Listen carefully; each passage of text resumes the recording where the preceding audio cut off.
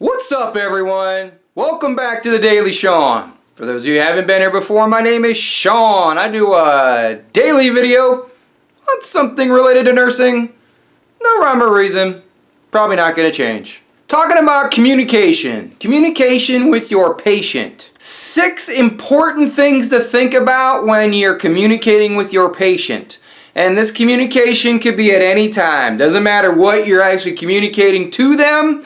The fact that you have to communicate with your patient. Number 1, timing. Think about time awareness. We're all busy. We know how busy everybody is. The floor is crazy. You walk in a patient's room, they have a request for something, and you say to them, I gotta go do this. I'll be back in 10 minutes. Make sure you go back there in 10 minutes. I don't care if you haven't gotten what they need, or 10 minutes have gone by and you haven't even begun to solve their problem in some way. You need to walk back in that room in 10 minutes. You or someone else needs to walk back in that room in 10 minutes and say, hey, you know what? Sean said he was going to be able to take care of that for you, but unfortunately he's been kind of busy with something else. Just want to let you know that we have not forgotten what you asked for. It's just going to take us a little bit more time to get what you need. That could be something as simple as they want a glass of water, they want new linens, or they want to get washed up, or they want to use the phone, or they want pain med. The list is endless. You need to acknowledge that their needs are just as important as everyone else's. Even if you can't get it to them in that time, you need to acknowledge them. Number 2, huge one, body language. Pay attention to your body language, both active and passive. Body language, how are you standing? How close are you to that person? Are you like a Seinfeld close talker and you gotta be this close to them? Or do you need to be like way back here when you talk to them? Pay attention to your distance when talking to them because it matters. It may not matter to you, but it probably matters to them. And it's also sometimes, and in some instances, a cultural difference. Some cultures want you to be closer. Some cultures want you to be an arm's length away. Cultural diversity, cultural awareness is very important. Pay attention to how you're standing. Are you standing with your arms crossed over your chest? Are you standing with one arm over like this? Do you have your hands behind your back? Pay attention to where your arms are, because this stance is a whole lot more intimidating than having your hands behind your back. That was one of my big problems for me, is that I always like to put my arms up like this, and that came across as being passive aggressive. Pay attention to what your body's doing while your mouth is moving. Number 3, pay attention to your breathing. This sounds crazy, but think about it for a minute. You give them a piece of information, and then a call bell goes off, or your phone starts ringing, or there's an alarm that goes off, or the patient or family or friend says something that inside of your brain you don't agree with, and you don't do the big sigh. Also, don't roll your eyes while we're at it. None of the eye rolling. Don't do that.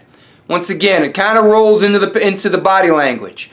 If you don't know you're doing it, have somebody watch you. I'll bet you any money your coworkers and friends can tell you whether or not you do the while you're probably trying to get more oxygen to your brain to figure out what you want to say next. Your patients are going to interpret it as you're being put off, you're pissed off, or you don't really want to hear what they have to say. I don't care if that's even true. Don't let them know that.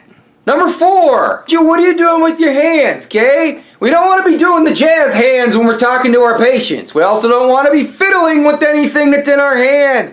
Quit fiddling with your stethoscope. Quit clicking your pencil. And by all means, don't pick your nose either. I don't want you to see, I would hope that you wouldn't be picking your nose.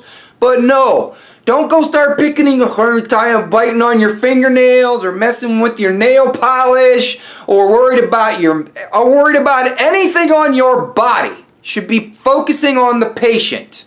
Quit fiddling. Number 5, have some manners. Pay attention to what's happening in the didactic of the conversation. If your attention is drawn to something else, if it's the monitor, your phone, the call bell, take your pick, and you have to exit the room, make sure you say, "Excuse me, I have to go answer this." Don't just... Not really cool, is it? You want to make sure you at least tell them, "Excuse me, I have to go take care of this right now. I'll be back." Don't just disappear. Don't become Houdini. And number 6, think about what you're actually going to say to your patient. If it's nothing that has an emotional attachment to it, then you're probably okay to walk in, tell them what you got to say, and then walk out. But if you're giving them information that has emotion attached to it in some way, then yeah, you're going to want to give them your undivided attention. For me, when I was an ICU bedside nurse, and now as an advanced practice nurse in the ICU, if I'm going to tell them information that has to do with life and death information, then I'm going to give them my full attention. Pull them aside, take them into another room, close the patient's door, pull the curtain, anything like that. If there's emotion attached to it, then you want to give them your undivided attention. Sean, at what point do we not have information that doesn't have emotion attached to it? You see my point. Just remember that if you're going in to tell them that your blood pressure is this and your vital signs are this, versus, "Hey, I want to tell you about some lab results," or if you're in there to educate them on their disease, you're going to approach that very differently. So think about that before you go in there.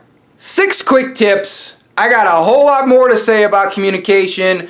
I have some things I want to talk about with therapeutic communication. That'll be at another time. This is just to get you started. If you have any tips or tricks, by all means, leave a comment down below. You know your comments are my caffeine. Share this with somebody. And as always, check your own pulse first.